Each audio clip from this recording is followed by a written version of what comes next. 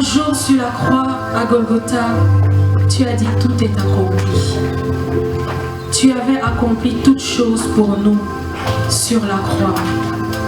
Tu as changé les malédictions en bénédictions.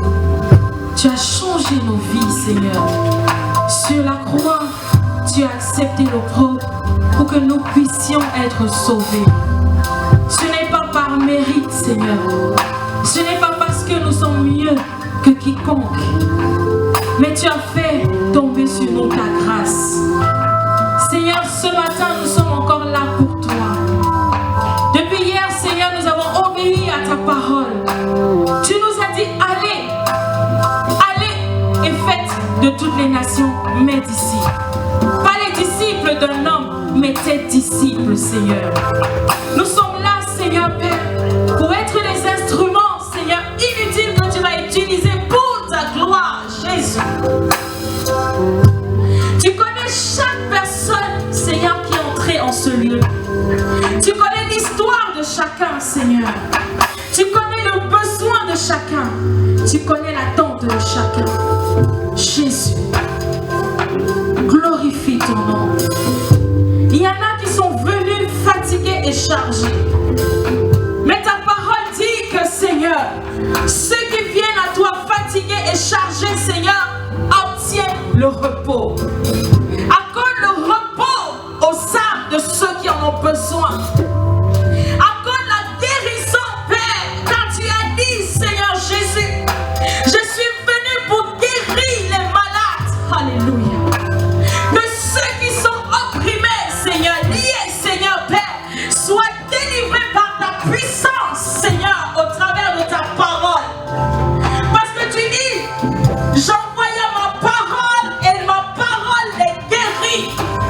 Que ta parole sorte avec puissance pour transformer la vie de quelqu'un. Seigneur, je vais disparaître pour que toi tu puisses parler au cœur de chacun. À mon cœur le premier. Je vais disparaître. Saint-Esprit, saisis-toi du message et glorifie Jésus dans la vie de chacun. Béni soit ton nom pour chacun de nous. Au nom de Jésus, nous acclamons le Seigneur. Nous acclamons le Seigneur. C'est en train de dire qu'on acclame Dieu. Je disais qu'on acclame le roi des rois, le Seigneur des seigneurs, celui qui a vaincu. Alléluia. Oh, on acclame celui qui est sur son trône.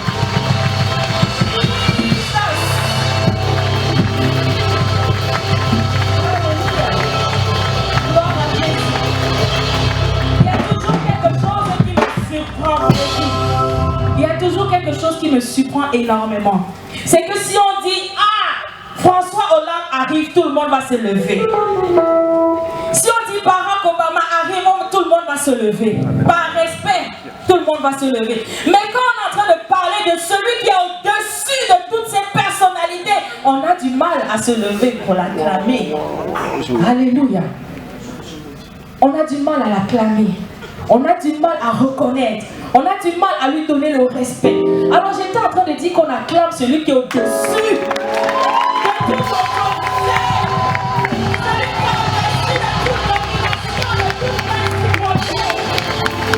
Hey, je dis qu'on acclame celui-là qui est capable de tout.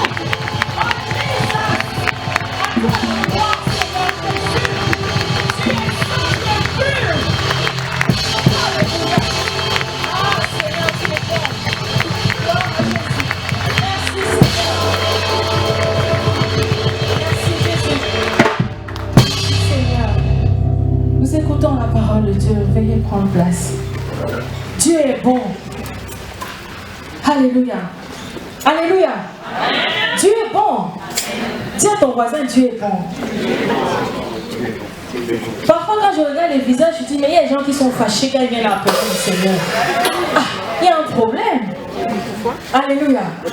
Parce que nous sommes face à celui qui peut tout nous donner. Parfois on a tellement de problèmes que le sourire ne ressort pas. Mais quand on vient devant celui qui est capable de résoudre nos problèmes, en ressortant le sourire doit y être. Alléluia. Le sourire doit y être. Parce que si j'entre dans la présence du Seigneur et je ressors toujours étant fâché et avec mes fardeaux sur la tête, c'est que soit c'est moi qui ai un problème, soit j'ai pas compris. Amen. Alléluia. Soit j'ai pas compris. L'évangélisation. Le thème de notre message aujourd'hui, Dieu a besoin de toi. Dieu a besoin de la jeunesse. Dieu a besoin de toi. Alléluia. Dieu a besoin de toi. C'est le thème autour duquel nous allons parler. Et que le Seigneur va nous parler parce que c'est à lui toute la place. C'est à lui toute la place. J'ai besoin d'être enseigné. Tu as besoin d'être enseigné. Un jour, quand j'étais jeune, on m'a parlé de l'évangile. J'ai accepté Jésus. Jusqu'aujourd'hui, je n'ai jamais regretté. Il y a une chanson qui dit jusqu'ici, jusqu'ici, alléluia. Jusqu'ici, Jésus ne m'a jamais abandonné. Depuis le jour où j'ai dit oui, Seigneur, je veux expérimenter. Comme quelqu'un disait, je crois que c'est chez les Ivoiriens, où on dit souvent, si tu n'as pas encore goûté que Jésus est bon, goûte un peu. Essaye seulement. Et ce jour, j'ai essayé et jusqu'aujourd'hui, je n'ai jamais regretté. Alors c'est un appel à quelqu'un aussi ce matin. Essaye Jésus et tente. C'est-à-dire fais le pas. Alléluia. Fais le pas. Dieu a besoin de toi. Pas parce que Dieu ne peut pas faire sans toi ou sans moi, mais simplement parce que dans la souveraineté de Dieu, il a décidé de travailler au travers des hommes, par les hommes. Alléluia. C'est pour ça que Dieu a besoin de toi pour travailler, que Dieu a besoin de toi dans son service. Nous allons voir dans Genèse, je vais demander à Amandine de m'aider dans la parole. Le message va peut-être s'adresser beaucoup aux jeunes, mais il va être général parce que Dieu a besoin de nous tous. Alléluia. Dieu a besoin de nous tous. Nous allons nous entretenir sur l'histoire d'un jeune homme où Dieu avait tracé sa destinée. Dieu lui avait révélé sa destinée. Mais il y a beaucoup de choses qui se sont passées entre le temps où Dieu lui a révélé sa destinée et le temps où s'est accomplie la parole de Dieu. Il s'est passé beaucoup de choses. Et c'est autour de ça que nous allons parler. Genèse 37. Nous allons parler de la vie de Joseph. Du moins, nous allons parler de l'appel et de la concrétisation de l'appel de Joseph. Dans Genèse 37, tu vas lire à partir du verset 14. Et nous allons nous arrêter au verset 32. La lecture va être longue, mais ça va être notre texte de base. Donc, je prierai à chacun d'être attentif à cette lecture. Genèse 37, est-ce que nous y sommes? Si tu as trouvé, tu lèves la main. Est-ce que tu as trouvé Genèse 37? Bon, il y en a beaucoup qui n'ont pas encore trouvé. Est-ce que vous pouvez aider ceux qui n'arrivent pas à trouver? Bon, Genèse, c'est le premier livre de la Bible. Donc, ça va être facile. On cherche juste le verset 37, chapitre 37. Là, au milieu. Voilà. Genèse, ancien, premier. Verset 14. 37, non, monte. Voilà, non.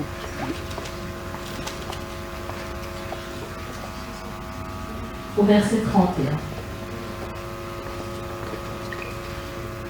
Nous y sommes.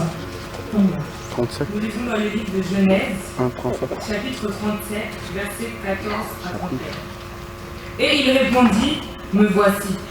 Israël lui dit, va, je t'en prie. Et vois si tes frères sont en bonne santé, et si le troupeau est en bon état. Et tu m'en rapporteras des nouvelles. Il envoya ainsi de la vallée d'Hébron. Et Joseph alla à Shithem. Un homme le reconnaîtra. Comme il errait dans les champs, il le questionna en disant, que cherches-tu? Joseph répondit, je cherche mes frères. Dis-moi, je te prie, où ils font paître leurs troupeaux. Et l'homme dit, ils sont partis d'ici, car je les ai entendus dire, allons à Dothan. Joseph alla après ses frères et il les trouva à Dothan. Ils le virent de loin Et avant qu'il fût près d'eux, ils complotèrent de le faire mourir. Ils se dirent l'un à l'autre, voici le faiseur de songes qui arrive. Venez maintenant, tuons-le et jetons-le dans une des citernes. Nous dirons qu'une bête féroce l'a dévoré et nous verrons ce que deviendront ses songes. Ruben entendit cela et il le délivra de leurs mains. Il dit, ne lui ôtons pas la vie. Ruben leur dit, ne répandez point de sang, jetez-le dans cette citerne qui est au désert et ne mettez pas la main sur lui. Il avait dessein de le délivrer de leurs mains pour le faire retourner vers son père. Lorsque Joseph fut arrivé auprès de ses frères, ils le dépouillèrent de sa tunique, de la tunique de plusieurs couleurs qu'il avait sur lui. Ils le prirent et le jetèrent dans la citerne. Cette citerne était vide, il n'y avait point d'eau. Ils s'assirent ensuite pour manger. Ayant levé les yeux, ils virent une caravane d'Ismaélites venant de Galade. Leurs chameaux étaient chargés d'aromates, de baume et de miel, qu'ils transportaient en Égypte. Alors Judas dit à ses frères, que gagnerons-nous à tuer notre frère et à cacher son sang? Vendons-le aux Ismaélites et ne mettons pas la main sur lui, car il est notre frère, notre chair. Et ses frères l'écoutèrent. Au passage des marchands madianites, ils dirent et firent remonter Joseph hors de la citerne. Et ils le vendirent pour 20 cycles d'argent aux Ismaélites qui l'emmenèrent en Égypte. Ruben revint à la citerne, et voici Joseph n'était plus dans la citerne. Il déchira ses vêtements, retourna vers ses frères et dit, l'enfant n'y est plus. Et moi, où irai-je? Ils prirent alors la tunique de Joseph, et ayant tué un bouc, ils plongèrent la tunique dans le sang. Ils envoyèrent à leur père la tunique de plusieurs couleurs, en lui faisant dire, voici ce que nous avons trouvé. Reconnais si c'est la tunique de ton fils ou non. Parole du Seigneur. Proclamez la parole de Dieu.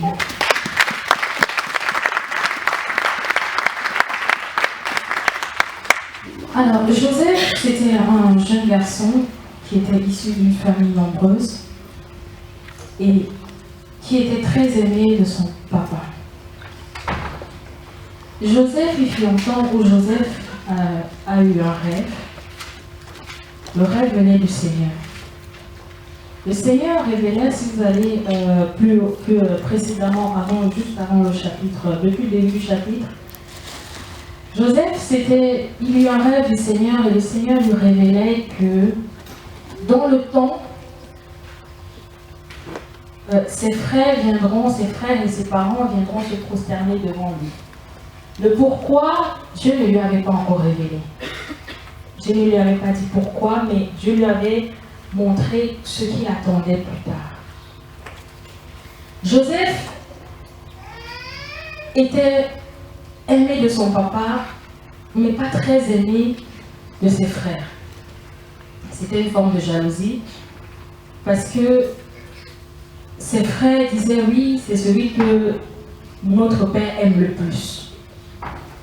Ce qui a fait qu'ils étaient jaloux qu'ils n'ont pas mesuré, je ne sais pas, ils n'ont pas mesuré, mais ils ont fomenté un complot contre Joseph. Joseph était assez naïf, assez franc, assez clair, tout jeune qu'il était, il aimait ses frères, et il aimait s'occuper de ses frères, mais cela ne lui était pas rendu, tout simplement à cause de la jalousie. Il y a beaucoup de jeunes à qui Dieu se révèle d'une manière ou d'une autre, que Dieu appelle d'une manière ou d'une autre. Beaucoup de personnes que Dieu appelle, à qui Dieu, d'une manière ou d'une autre, vous donne un message. Tu peux rencontrer quelqu'un dans la rue ou un de tes amis qui te dit, mais tu ne vas pas au culte le dimanche? Une fois. Est-ce que tu connais Dieu? 2 fois. Est-ce que tu sais c'est qui Jésus? Il y a des petits messages comme ça qui arrivent et qui peuvent être des appels du Seigneur. Joseph, il est allé voir sous la demande de son papa, ses frères, afin de leur apporter à manger. Or, quand ces frères l'ont vu arriver, ils ont trouvé l'occasion idéale pour faire disparaître Joseph. Ne sachant pas qu'ils n'étaient que les instruments pour amener Joseph à l'accomplissement de la volonté du Seigneur. Ils ont essayé de faire en sorte que Joseph disparaisse.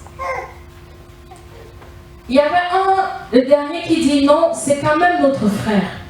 On ne va pas le tuer, mais on va trouver une occasion de le faire disparaître afin que devant notre Père qu'il n'y soit plus. Comme ça, potentiellement, probablement, notre Père aura totalement l'amour pour nous. C'est ce qui est arrivé. Ils ont vendu Joseph. Nous sommes arrivés jusqu'au verset où, ayant vendu Joseph, ils devaient repartir. Et ils se sont dit, mais si on repart sans Joseph, on aura un problème. Parce que notre Père, je crois que lorsqu'on va revenir, la première personne qui va regarder, ce sera est-ce que Joseph est là. Ou du moins, il va peut-être attendre le retour de Joseph, il ne va pas voir Joseph et il va s'inquiéter. Alors, ils ont encore fomenté un deuxième plan qui était assez ingénieux, en guillemets. C'est de dire, bon, ben, la tunique que Joseph porte, on va le tremper de sang et comme ça, une fois qu'on aura juste remis la tunique au papa, on n'aura même pas besoin de parler, il saura qu'il y a quelque chose qui s'est passé.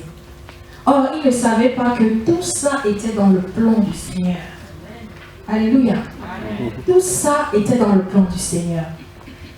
Parfois, nous vivons en tant que jeunes, en tant qu'hommes, en tant que femmes, des épreuves dans nos vies, même quand nous ne connaissons pas encore le Seigneur. Parce qu'à ce moment-là, la Bible ne nous dit pas clairement que Joseph était quelqu'un, un peu comme on nous disait que Samuel était tout le temps dans le temple. Mais la Bible ne nous spécifie pas clairement la position de Joseph par rapport à Dieu. C'est plus tard qu'on verra, au moment de la réconciliation, c'est plus tard que Joseph comprendra, c'est plus tard qu'on nous parle du rapprochement de Joseph avec le Seigneur. Mais à ce moment, il y avait des choses qui se passaient dans la vie de Joseph. Certainement, il ne comprenait pas pourquoi toutes ces choses se passent dans ma vie. Pourquoi je dois vivre toutes ces choses? Pourquoi moi? Pourquoi mes frères me vantent? Pourquoi mes frères sont jaloux de moi? Pourquoi mes amis? Pourquoi mes parents? Pourquoi? Nous avons souvent beaucoup de pourquoi dans nos vies. Beaucoup de pourquoi. Mais pourquoi ceci? Mais pourquoi cela? Et un plan, et c'était ses frères, même père, alléluia, ses frères de sang, qui lui ont fait ceci. Parfois on se demande, mais pourquoi mon frère, ma soeur ne m'aime pas? Pourquoi il met des pièges? Pourquoi je n'arrive pas à évoluer dans la société? Pourquoi quand je vais dans telle entreprise, on me refuse? Pourquoi je multiplie les CV, on me refuse? Pourquoi je toque aux portes, elles ne s'ouvrent pas? Pourquoi, Seigneur? Il y a quelqu'un qui avait écrit un livre, Pourquoi, Seigneur? Parce que nous avons tellement de pourquoi. Mais aujourd'hui, nous parlons de Dieu a besoin de toi. Parce que Dieu avait besoin de Joseph quelque part. Dieu avait besoin de Joseph pour le salut de sa famille quelque part. Pour qu'il puisse arriver le quelque part là, il fallait qu'il traverse le plan du Seigneur. Le plan du Seigneur n'est pas toujours agréable. Joseph a traversé des choses. Joseph était jeune. Alléluia. Parce que parfois, ce que les jeunes me disent, ah mais c'est plus difficile qu'à votre temps. Aujourd'hui, là, c'est plus difficile pour les jeunes de servir le Seigneur que dans votre temps. Je dis non. Dans le temps de Joseph, depuis le temps, c'est difficile. La Bible dit que ceux qui veulent vivre dans la piété seront persécutés. Il n'a pas dit en 2000, en 2001, en 2003, en 2012, en l'an 300, en l'an 400. Il a dit tous ceux qui voudront vivre dans la piété seront persécutés. Seigneur, quand nous voulons marcher dans le plan du Seigneur, nécessairement, il y aura des épreuves. Si un chrétien est toujours tranquille, il n'a jamais les problèmes, jamais les épreuves, il faut aller prier. Il faut aller chercher. Alléluia. Parce que le serviteur n'est pas plus grand que son maître. Jésus a traversé les épreuves. Jésus a été renié, rejeté, crucifié par les personnes, par les siens. Mais moi et toi. Mais avant d'arriver là, il y a beaucoup de choses qui se passent dans nos vies. Dieu avait besoin de Joseph quelque part. Dieu a besoin de toi quelque part. Est-ce que quelqu'un peut dire Amen? Amen? Dieu a besoin de toi quelque part. Dieu a besoin de toi à un endroit. Dieu a besoin de toi à un niveau. Dieu a besoin de toi dans une entreprise. Dieu a besoin de toi dans une maison. Dieu t'a mis dans une famille exprès. Ce n'est pas un hasard. Bénissons toujours la famille dans laquelle nous sommes. N'envions jamais les familles d'autrui. Dieu n'a pas fait un hasard pour te mettre là où tu es. Pour me mettre où je suis. Alléluia. Ah, mais vraiment ton père, il est gentil. Mais le mien, il est bizarre. Alléluia. Non, il faut que nous enlevions ce type de parole. Parce qu'en le disant, nous bloquons même la bénédiction du Seigneur. Joseph a dû affronter les regards de ses frères, a dû affronter la haine de ses frères, a dû affronter les insultes de ses frères. Il a été vendu. Et si nous continuons, nous pouvons continuer dans Genèse 37-38, nous allons voir l'histoire. Joseph a été vendu. Joseph est arrivé à un niveau où il se disait certainement, mais Seigneur, mais où est-ce que je vais m'en sortir? Est-ce que je vais y arriver? Jeunes gens, ce sont les questions que vous posez beaucoup, que nous nous posons. Seigneur, je veux bien, mais est-ce que je vais m'en sortir? Pourquoi je vois, il y a un jeune qui me disait, un jeune qui me disait, mais bon, il va se reconnaître, elle va se reconnaître. Elle me dit, mais je veux être comme vous. Parce qu'en voyant les gens prêcher, je veux être comme vous. En voyant les gens louer, adorer, je veux être comme vous. Mais un jour, Jésus avait dit à la maman de ses disciples qui voulait que ses disciples soient assis, il dit, mais est-ce que vous pouvez boire la coupe? Alléluia. Pour atteindre un niveau, il faut boire une coupe. Alléluia. La coupe amère, j'entendais quelqu'un qui dit la coupe acide aussi. Alléluia. Mais c'est merveilleux d'être dans le plan de Dieu. Jésus est allé sur la croix pour toi, jeune, pour moi, pour que nous puissions accepter ce salut et bénéficier de sa grâce. Toutes les questions que nous nous posons, toutes les questions de nos vies. Mais Seigneur, j'ai grandi dans une famille où on me maltraitait. J'ai grandi dans une famille, mes parents ne s'occupaient pas de moi. J'ai grandi dans une famille, voici, on dit toujours, et je crois que c'est vrai, on n'est pas responsable de ce qui nous est arrivé, mais on est responsable de ce qui arrive. En d'autres termes, je ne suis pas responsable de ce qui m'est arrivé dans mon passé, mais le futur, j'en suis responsable. Pourquoi? Parce que c'est à moi de prendre les décisions de ce que je veux être ou de ce que je veux faire. Alors je ne veux pas m'appuyer tout le temps sur mon passé pour excuser mes fautes présentes ou futures. Alléluia. Je ne veux pas m'appuyer dessus. Mais je veux relever un défi. Pour dire, même si mes amis me rejettent, même si on ne veut pas de moi, je sais qu'il y a un Dieu dans les cieux qui m'aime. Je sais qu'il y a un Dieu dans les cieux qui m'approuve. Et c'est le plus important. Dis avec moi, c'est le plus important. C'est le plus important. En tant que jeune dans la société, nous voyons beaucoup de choses. Nous voulons tellement nous conformer à ce siècle qu'on amène les choses de ce siècle dans l'église. Alléluia. On commence à trouver beau ce qui n'est pas beau.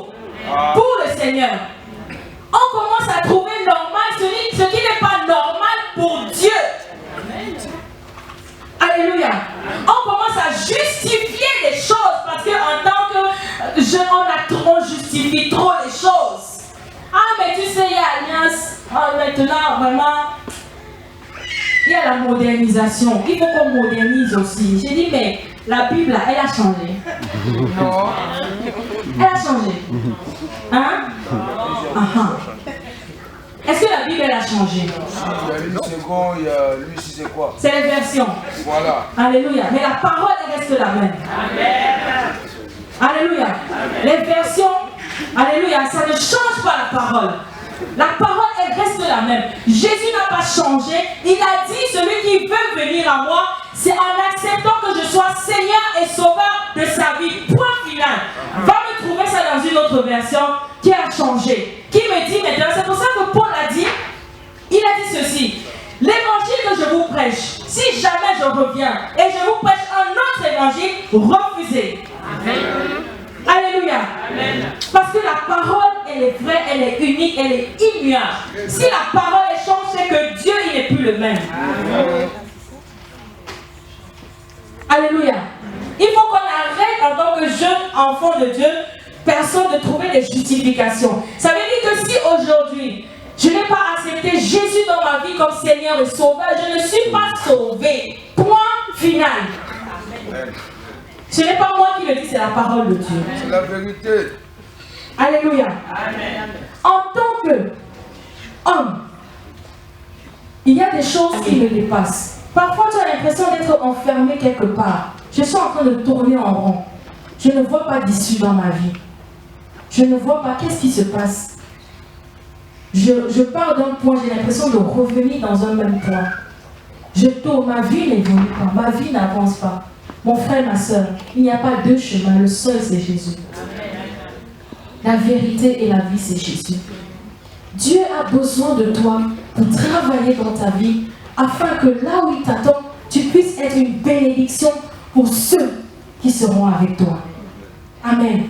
Dieu a besoin de toi. Daniel avait compris qu'en tant qu'instrument du Seigneur, en tant que quelqu'un que Dieu devait utiliser, Dieu a besoin de toi, jeune, pour t'utiliser parce qu'il y a beaucoup de personnes autour de toi qui ont besoin de la parole.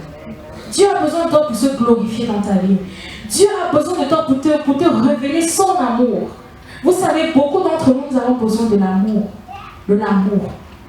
Nous cherchons l'amour.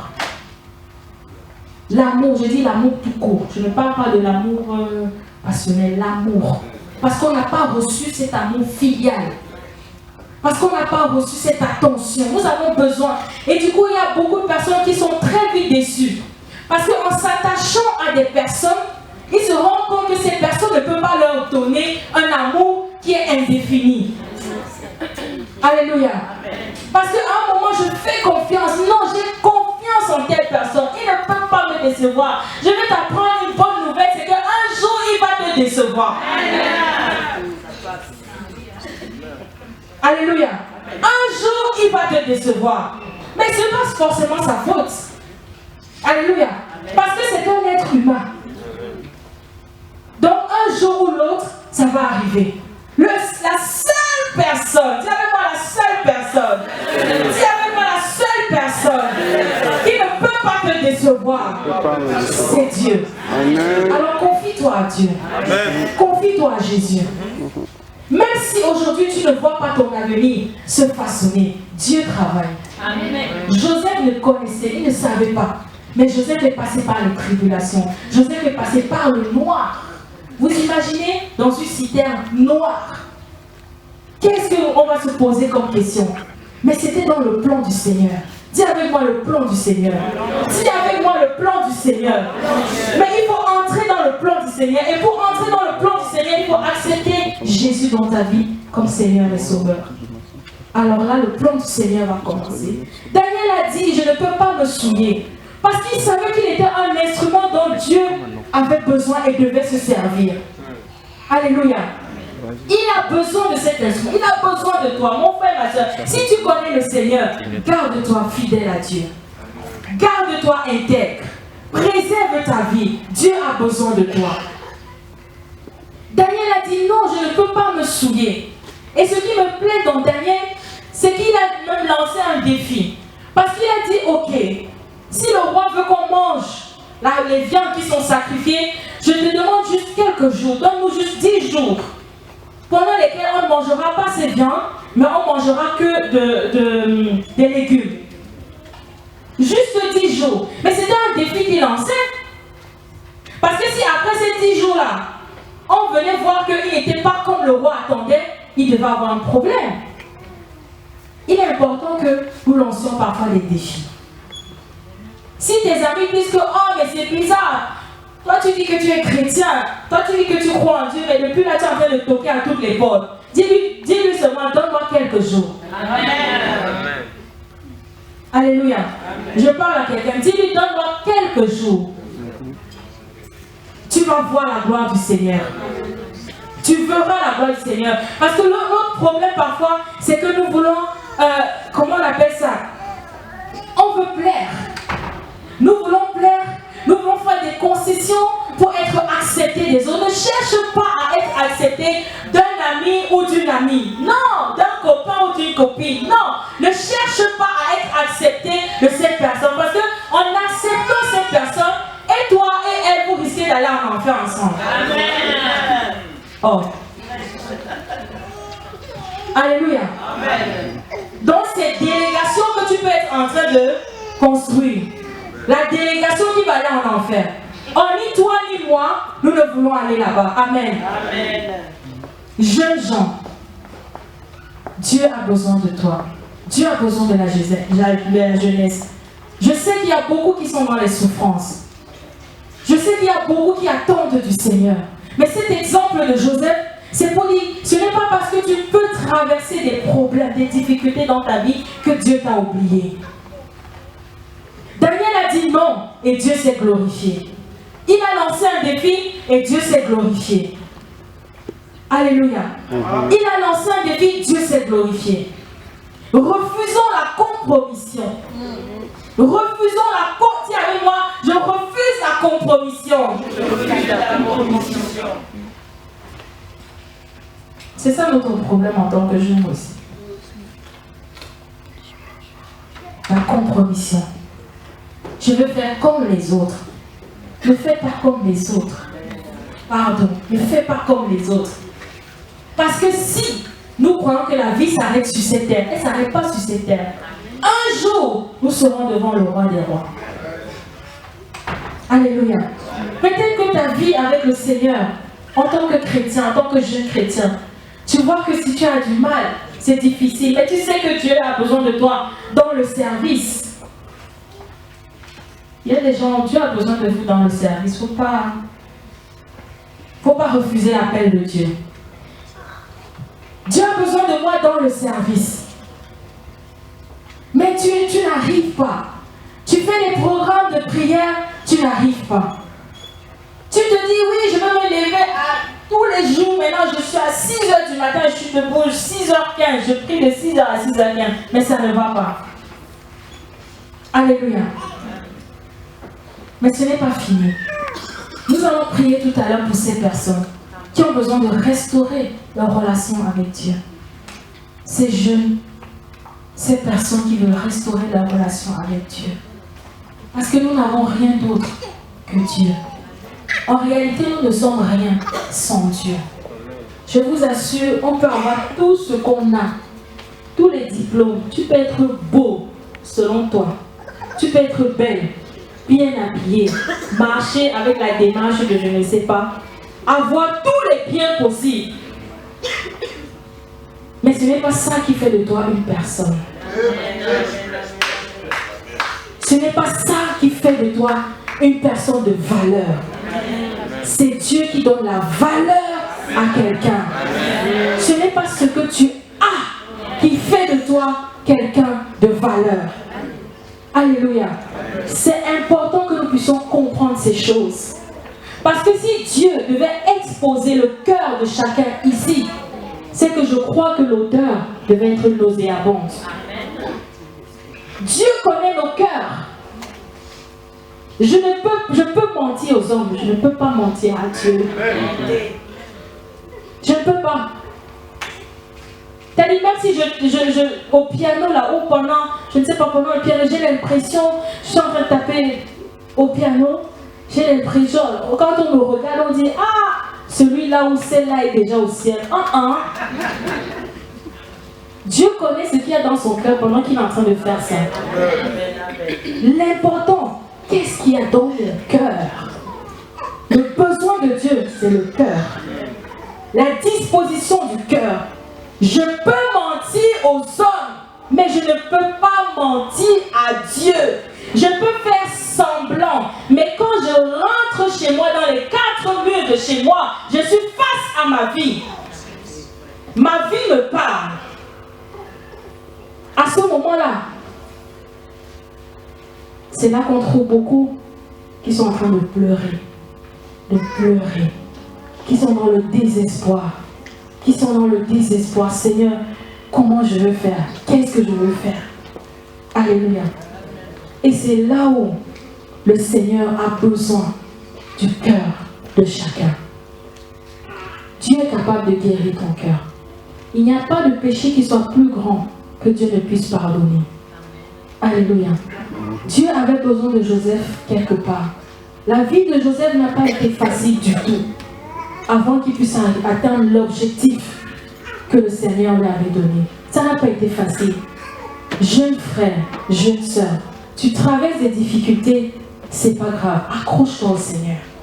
Accroche-toi à Dieu. Dieu n'abandonne jamais ceux qui se confient en lui. Dieu a besoin de la jeunesse d'aujourd'hui. C'est pour ça que l'ennemi se lève aussi contre la jeunesse pour mettre un mélange, pour mettre la confusion. Ne sois pas dans la confusion. Ne te mélange pas. C'est-à-dire que l'apôtre, les disciples étaient tellement, comment on appelle ça, exigeants, qui dit que celui qui ne prie pas Dieu, celui qui ne croit pas là, celui qui est anathème, ne le salue pas. C'est-à-dire qu'il allait dans l'excès. Parce qu'il s'est dit non, en saluant même la personne, il risque de te contaminer.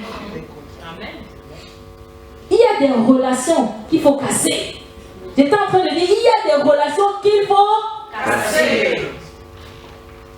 Si quelqu'un ne te fait pas du bien dans ta vie, laisse-le. Parfois on s'accroche, non, c'est ma meilleure amie. Ah, c'est mon meilleur ami. Oh, mais meilleur ami, la Bible dit le meilleur ami c'est qui? Ah, je n'aime pas telle personne, j'aime plus telle autre personne. Alléluia. Amen. À l'école, là, moi je n'aime pas, j'aime pas la sentir. Comment on sent maintenant les gens? Je n'aime pas la sentir. Non, franchement, je la calcule même pas. Où on calcule les gens maintenant, je ne sais pas comment. Mathématiques, physique, je ne sais pas. Je ne calcule même pas. Moi, je ne peux pas te calculer. Mais entre-temps, quand tu ne calcules pas la personne, Dieu même ne te calcule pas aussi. C'est ce qu'on oublie. Alléluia. C'est ce qu'on oublie. Jeunes gens, nous allons prier pour des personnes. Nous avons vu la vie de Joseph. C'était une esquisse, vous pouvez lire. Je vous conseille de lire la suite de ce passage, Genèse 37-38. Également dans Daniel, vous allez voir que ces jeunes hommes ont compris ce que c'était de s'attacher à Dieu. Qu'il n'y avait pas d'autre solution que de s'attacher à Dieu. Et que même dans les difficultés, la meilleure des choses à faire, c'est de regarder à Dieu. Alléluia. La meilleure des choses à faire. Que notre premier comportement, que notre première réaction quand on a des problèmes, que ce ne soit pas d'aller voir les hommes. Parce que les hommes n'ont pas la solution. Alléluia. Ils n'ont pas la solution. La solution, c'est Dieu qui l'a. Si les hommes t'ont dit que tu ne réussiras pas, moi je vais t'informer que Dieu a prévu des plans de bonheur pour toi. Amen. Alléluia. Nous allons prier. Nous avons vu que nous pouvons traverser des difficultés, mais Dieu a besoin de nos cœurs. Je ne sais pas quelles sont les difficultés que tu traverses en ce moment, en tant que jeune, Je ne sais pas si tu connais le Seigneur, mais nous avons vu que pour entrer dans le plan du Seigneur, il faut réellement accepter Jésus comme son Seigneur et son Sauveur. Alors là, nous pouvons entrer dans le plan merveilleux du Seigneur parce qu'il est allé sur la croix pour que toi et moi, nous puissions être sauvés. Ceux qui veulent entrer dans le plan du Seigneur pour leur vie, ceux qui veulent donner leur vie à Jésus. Alors, donner leur vie à Jésus, c'est quoi? C'est simplement s'abandonner entre les mains du Seigneur. Et dire, Seigneur, je ne peux rien sans toi, je ne suis rien sans toi. C'est simplement dire, Seigneur, ma vie n'est rien sans toi. C'est dire, Seigneur, je souffre tellement, je n'ai pas d'issue. Mais aujourd'hui, je veux te donner ma vie. Pour te dire, prends ma vie et fais de moi et fais de toi dans ma vie mon Seigneur et mon Sauveur. Donner sa vie à Jésus, c'est dire, Seigneur, au milieu de toutes ces difficultés, je n'ai pas de force. Je ne peux pas m'en sortir. Mais je sais qu'il n'y a que toi qui peux m'aider. Alors aujourd'hui, je veux te dire, je m'abandonne à toi et je te laisse ma vie. Je te reçois comme celui qui peut me sauver. Je te reçois comme celui qui peut me donner l'amour dont j'ai besoin. Je vais demander à ces personnes, là où ils sont, sans avoir honte, parce que ça ne sert à rien d'avoir honte, parce qu'il s'agit de ta vie avec Dieu. On va prier pour toi. On ne peut pas avoir honte de Jésus parce qu'il s'agit de ton salut, il s'agit de ta vie. Ce n'est ni moi, ni ton frère ou ta soeur à côté de toi qui gère ta vie. Mais si tu veux que Jésus gère ta vie, alors nous allons prier ensemble. Un jour, j'ai accepté Jésus dans ma vie. J'ai compris que la personne qui pouvait me donner l'amour dont j'avais besoin, la personne qui pouvait changer ma vie, c'était Dieu. Alors là où tu es, nous allons prier pour deux catégories de personnes. Jésus est mort sur la croix pour que les âmes soient sauvées. Jésus est venu pour le salut de ton âme, pour le salut de mon âme. Ce n'est pas un amusement, ce n'est pas une légende, mais c'est une vérité. Il y a quelqu'un qui est venu et qui est allé sur la croix mourir pour que toi et moi nous puissions être sauvés. Alors ces personnes là où vous êtes, je vais juste vous demander, ne me regardez pas parce que si vous vous levez c'est pour Dieu, c'est pas pour moi, c'est pour le Seigneur. C'est parce que vous avez compris que la vie sans Dieu n'est rien et n'est pas possible.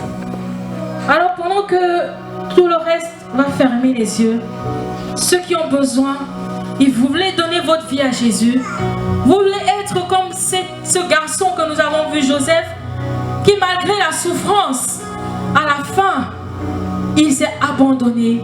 Dieu a fait quelque chose parce qu'il attendait Joseph quelque part. Alors si tu es là, lève-toi. Nous allons prier tout simplement ensemble. Nous allons prier ensemble comme un jour on a prié aussi pour nous. Nous allons prier ensemble parce qu'un jour aussi, dans la détresse, dans le déclin, dans les questions, on a prié pour nous. Alors je vais te laisser le temps. Tous les autres, nous avons les yeux fermés. Nous ne sommes pas à un spectacle, mais nous sommes dans la présence du Seigneur. Si tu es là, lève-toi. Écoute l'appel du Seigneur. Dieu appelle d'une manière ou d'une autre. Ta présence ici n'est pas un hasard. Tu t'es peut-être dit, bon, je vais arriver aujourd'hui. Ou alors tu t'es dit, comme d'habitude, je vais arriver ici aujourd'hui. Mais ta présence n'est pas un hasard. Comme le thème nous dit, Dieu a besoin de toi. C'est pour ça qu'il a permis que tes pieds foulent ce lieu. Alors donne l'occasion au Seigneur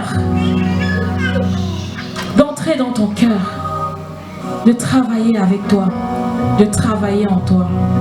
Il n'y a aucun péché, il n'y a aucune situation qui est plus grand que Dieu. Alors, lève-toi, nous allons prier ensemble. Aujourd'hui, c'est ton jour. Aujourd'hui, c'est le jour du salut. C'est ton jour, mon frère. C'est ton jour, ma soeur. C'est l'appel du Seigneur. Ce n'est pas l'appel d'une femme, ce n'est pas l'appel d'un homme. Mais c'est l'appel de celui qui t'a créé. Alors ce matin, alléluia, cet après-midi, tu es là. Tu te poses, tu hésites encore peut-être. Parce que dans ton cœur, tu te dis, mais qu'est-ce qu'on va penser? Qu'est-ce que les gens penseront quand ils vont me voir? Mais ce n'est pas ce que les gens vont penser qui est important. C'est l'appel de Dieu. Alléluia. Jésus. Jésus. Tu es là peut-être, tu viens tout le temps. Tu viens même à l'église, tu viens au culte. Mais en réalité, ta vie n'est pas totalement en Dieu. Tu viens, tu dis non, je dois aller au culte ce dimanche. Je dois y aller parce qu'on m'a dit que c'est bien d'y aller. Mais en réalité, ta vie n'est pas abandonnée complètement à Jésus. Il y a encore un côté de toi qui a du mal, Peut-être que tu buvais, peut-être que tu te droguais, peut-être que il y a un caractère en toi qui bloque encore cet accès de Dieu en toi. C'est l'appel du Seigneur. C'est l'occasion pour toi de donner toute ta vie au Seigneur. Parce que tu n'as pas besoin d'une partie de ta vie. Tu as besoin de toute ta vie. De toute ta vie. Alors abandonne-toi ce matin. Dis-toi que tu ne perds rien. Parce que celui qui t'a créé a de bons projets pour toi. Mais tant que tu t'abandonnes pas entre les mains du Seigneur, tant que tu ne lui dis pas Seigneur, me voici, tant que tu ne lui dis pas Seigneur, prends ma vie, alors le Seigneur ne pourra pas entrer. Parce qu'il dit, je suis à la porte, je frappe. Je frappe à la porte de ton cœur. Ma fille, mon fils, je frappe à la porte de ton cœur. Mais si tu n'ouvres pas, Dieu n'entrera pas. L'essentiel n'est pas de venir à l'église tous les jours. Le plus important, c'est de pratiquer, de donner sa vie à Jésus et de pratiquer la parole. Tu connais peut-être toutes ces choses, mais tu ne les mets pas en pratique. Alors demande au Seigneur de t'aider. Ce matin, cet après-midi, je vais prier ensemble avec mes frères pour ces personnes qui veulent donner leur vie à Jésus. Mon frère, Dieu t'aime. Il t'aime, ma soeur, il t'aime tellement.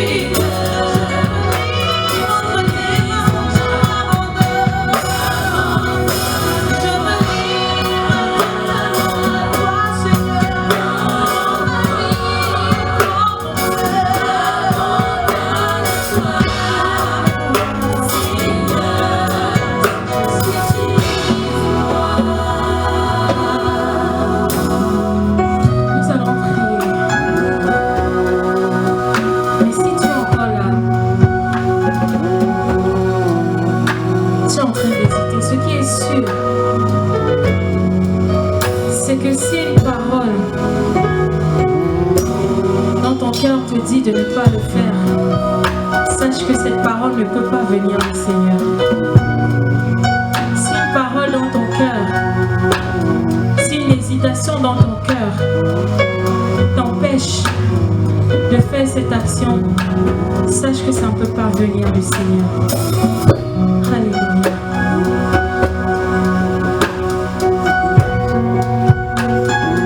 Gloire à toi, Jésus. Prions ensemble avec ceux-là qui ont décidé de donner leur vie à Jésus.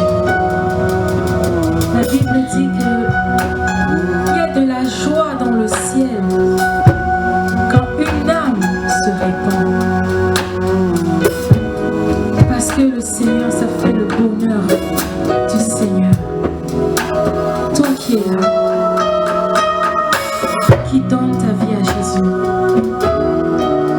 sache que Dieu t'aime. Il te connaît. Il te connaît.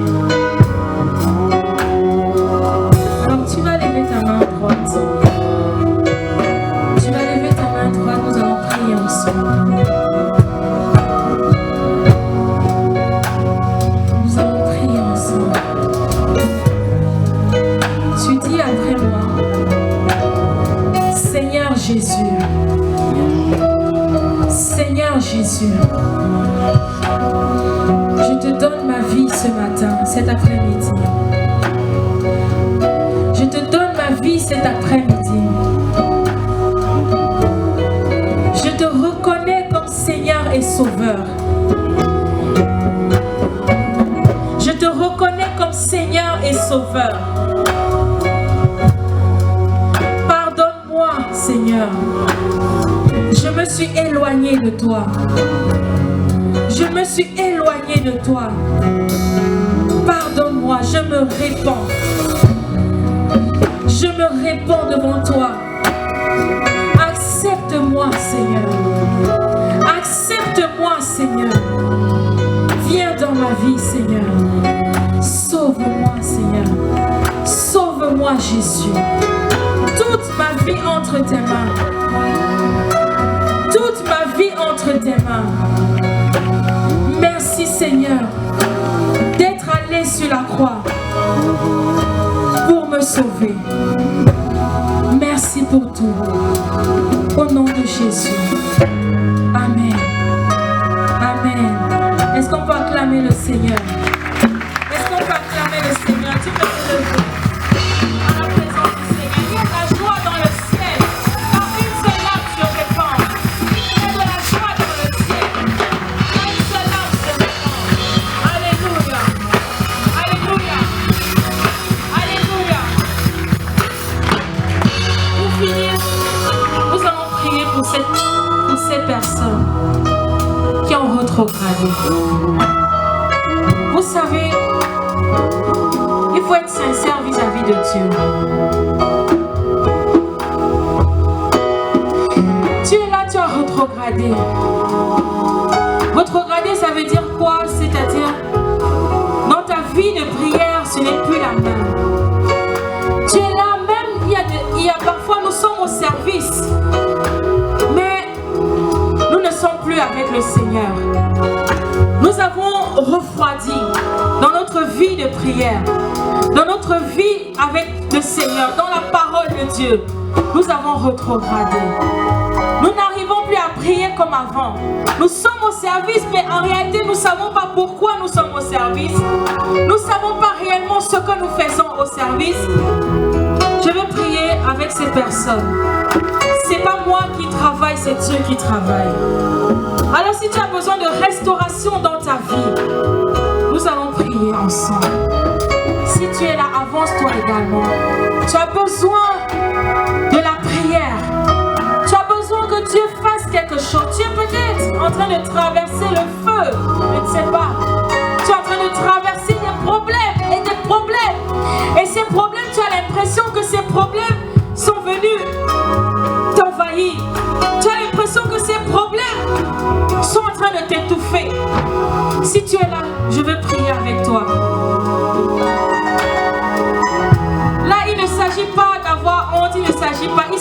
toi, c'est ta vie. Ce n'est pas la vie de quelqu'un, c'est ta vie à toi. Tu as besoin que Dieu fasse quelque chose dans ta vie. Tu as besoin de la transformation. Tu as commencé avec Jésus, mais tu as du mal. Tu te dis, mais Seigneur, parfois tu dors, tu fais les mauvais rêves, comme on dit souvent. Tu fais des cauchemars. Et le Seigneur nous dit que tu dormiras, tu ne seras pas visité par le malin. Tu n'arrives pas à dormir. Le Seigneur est venu pour délivrer. Dans la parole, il nous dit, je suis venu pour délivrer les captifs. Alors si tu te dis, Seigneur, je suis captif de quelque chose, c'est le moment où on va prier ensemble, afin que le Seigneur libère ta vie. Tu es en train de traverser une situation où tu te dis, mais Seigneur, qu'est-ce que je vais faire? Comment je vais faire? Ce jeune garçon était dans cette situation. Il était dans une situation difficile.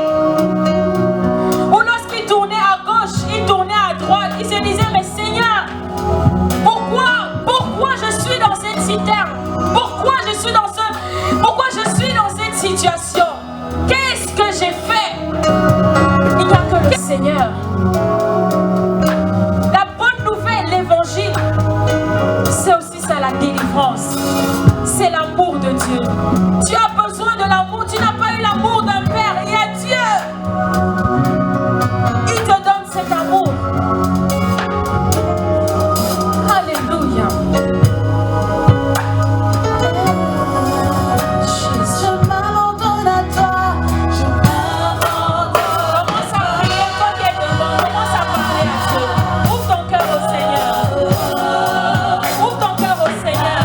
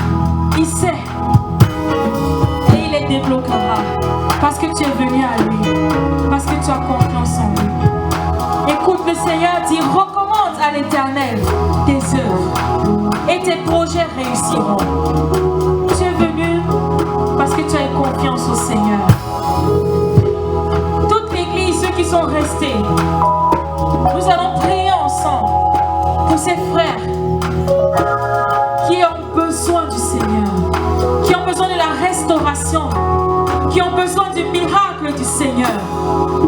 Toi qui es devant, lève les mains devant le Seigneur, lève les mains. Lever les mains, c'est simplement s'abandonner entre les mains du Seigneur. Tu dis simplement que je m'abandonne à toi. Toute l'église, nous allons nous lever tous ensemble, d'un commun accord. Nous allons prier tous ensemble pour